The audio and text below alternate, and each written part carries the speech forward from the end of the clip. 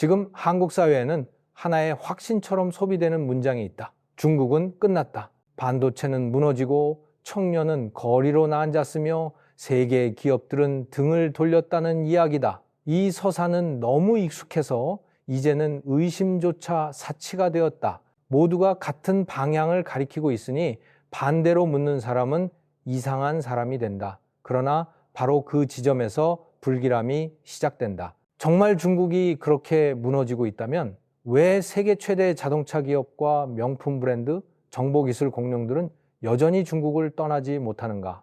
왜 미국은 쇠락한 국가가 아니라 반드시 막아야 할 상대로 중국을 규정하는가?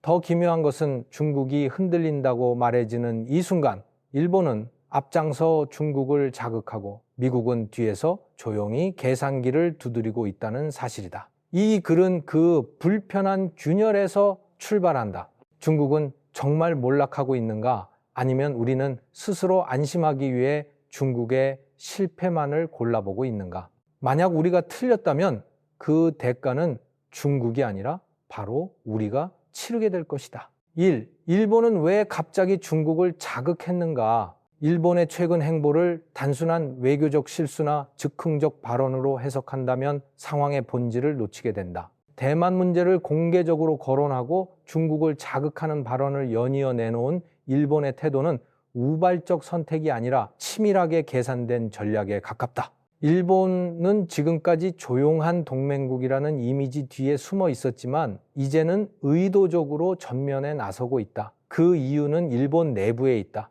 현재 일본 정치의 가장 큰 약점은 불안정한 권력 기반이다. 강한 리더십을 보여주기 어려운 상황에서 가장 효과적인 방법은 외부의 위협을 부각시키는 것이다. 중국이라는 거대한 존재는 내부 결속을 강화하기에 더없이 좋은 대상이다. 중국을 잠재적적으로 설정하는 순간 일본 사회 내부의 갈등은 안보라는 명분 아래 묻히게 된다. 특히 평화헌법으로 제한된 군사적 역할을 확대하려는 일본에게 중국은 가장 설득력 있는 명분이 된다. 대만 문제를 건드린 것도 같은 맥락이다.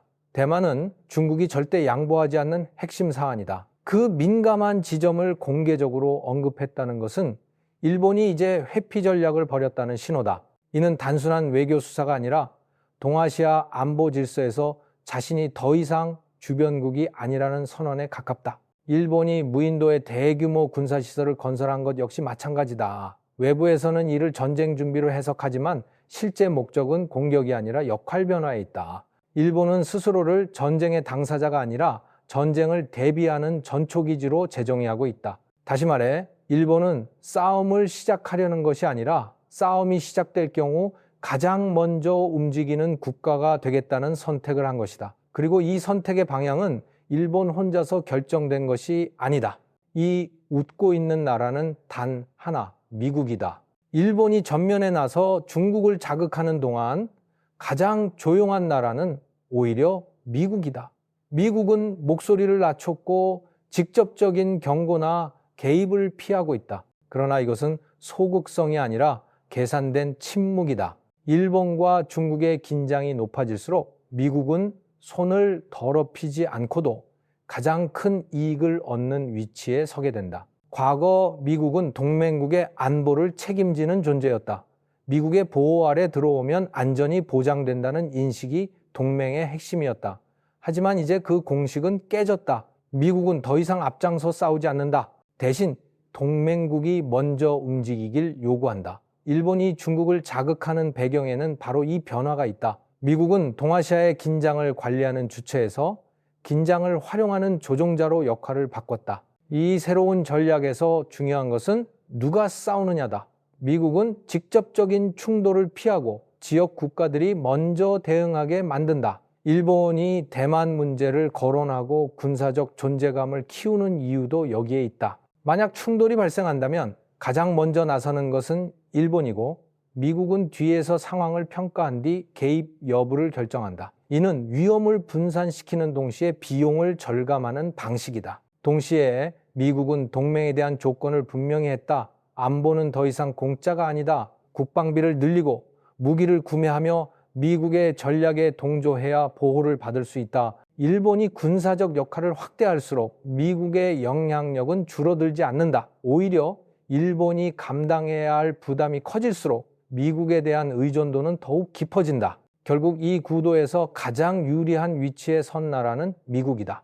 일본과 중국이 나를 세울수록 미국은 피를 흘리지 않고도 전략적 목표에 다가간다. 갈등이 커질수록 미국의 계산은 더 정교해지고 있다. 3반도체 전쟁의 진짜 핵심은 기계가 아니라 소재다.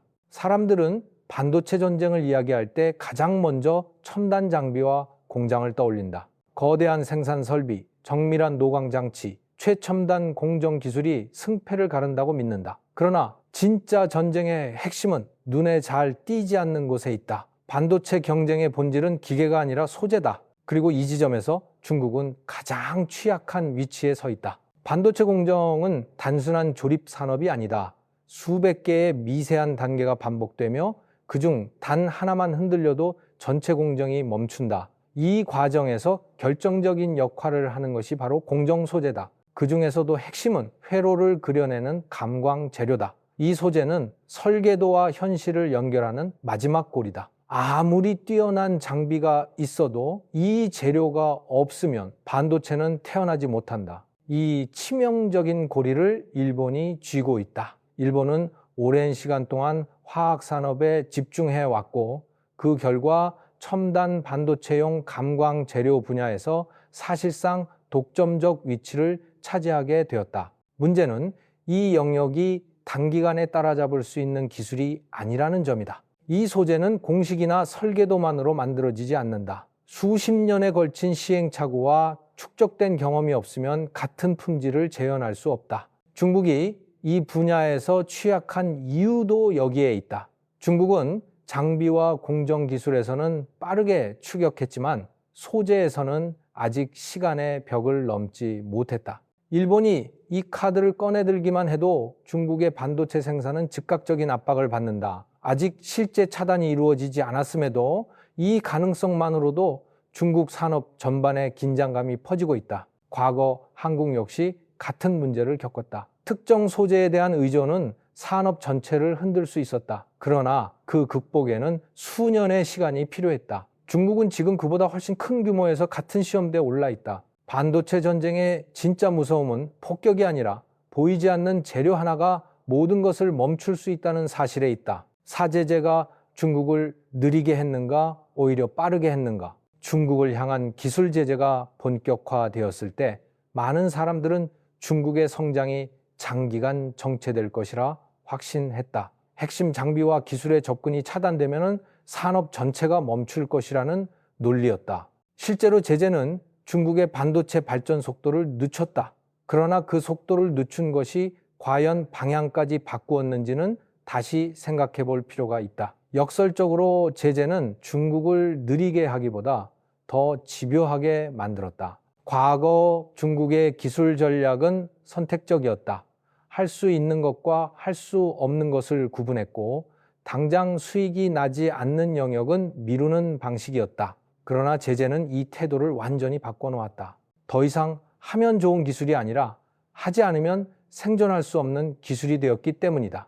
반도체는 선택이 아닌 생존 조건으로 격상되었다. 이 변화는 국가 전체의 움직임을 바꾸었다. 중앙정부의 정책, 지방정부의 투자, 연구기관과 기업의 목표가 하나로 묶이기 시작했다. 불가능하다고 여겨졌던 영역에도 자원이 투입되었고 실패를 전제로 한 도전이 허용되었다. 이전에는 민간 기업이 감당하기 어려웠던 시행착오를 국가가 대신 떠안는 구조가 만들어졌다. 중국이 완성도 높은 기술을 단기간에 확보하지는 못했지만 속도는 분명히 달라졌다. 과거라면 수입으로 대체했을 영역에 이제는 자체 개발이 시도되고 있다. 제재 이전에는 시도조차 하지 않았던 분야에서 결과물이 나오기 시작한 것이다. 이는 단기 성과보다 장기 체력의 문제다. 제재는 중국을 고립시키려 했지만 동시에 중국을 내부로 결집시켰다. 기술 격차를 줄이는 속도는 늦어졌을지 몰라도 기술을 향한 집중도는 오히려 높아졌다.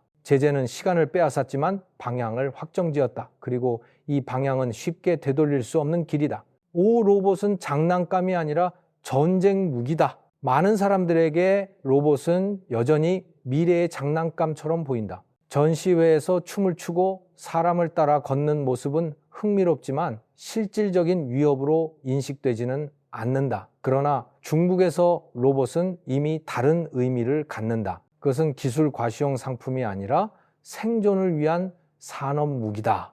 그리고 이 무기는 이미 전장에 투입되고 있다. 중국에서 로봇 산업이 폭발적으로 성장한 배경에는 명확한 이유가 있다. 첫째는 제조업의 규모다.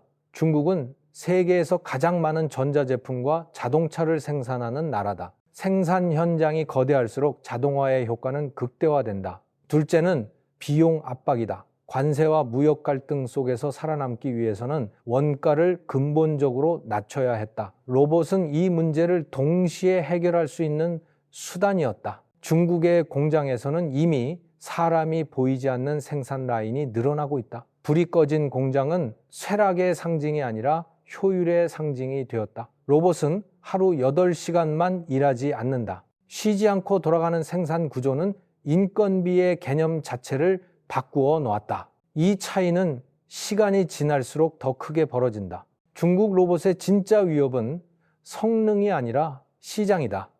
대량 도입이 가능한 시장이 존재한다는 것은 곧 가격을 빠르게 낮출 수 있다는 뜻이다. 가격이 내려가면 도입이 늘고 도입이 늘면 데이터가 쌓인다. 이 순환 구조는 기술 발전 속도를 가속시킨다.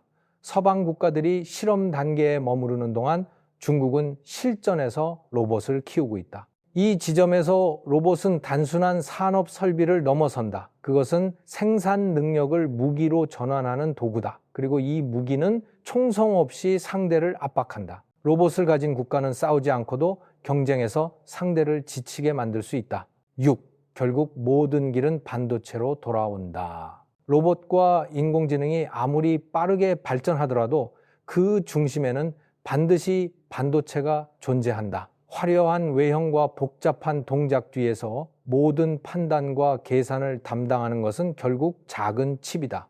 이 사실을 가장 잘 알고 있는 나라가 바로 중국이다. 그래서 중국의 모든 산업 전략은 다시 반도체로 되돌아온다. 현재 중국은 완벽하지 않은 조건 속에서도 인공지능과 로봇을 발전시키고 있다. 부족한 하드웨어 성능은 소프트웨어 최적화로 보완하고 제한된 자원은 효율적으로 배분하고 있다. 그러나 이러한 방식에는 명확한 한계가 있다. 일정 수준까지는 가능하지만 그 이상으로 확장되기 위해서는 반드시 고성능 반도체가 필요하다. 계산량이 늘어날수록 학습 규모가 커질수록 하드웨어의 역할은 결정적이 된다. 중국이 반도체에 집착하는 이유는 단순한 기술 경쟁이 아니다. 반도체는 모든 미래 산업의 출발점이기 때문이다. 로봇, 인공지능, 통신, 자동차, 에너지 관리까지 모든 영역이 반도체 위에서 작동한다. 이 중 하나라도 외부에 의존하게 되면 전체 산업이 흔들릴 수밖에 없다.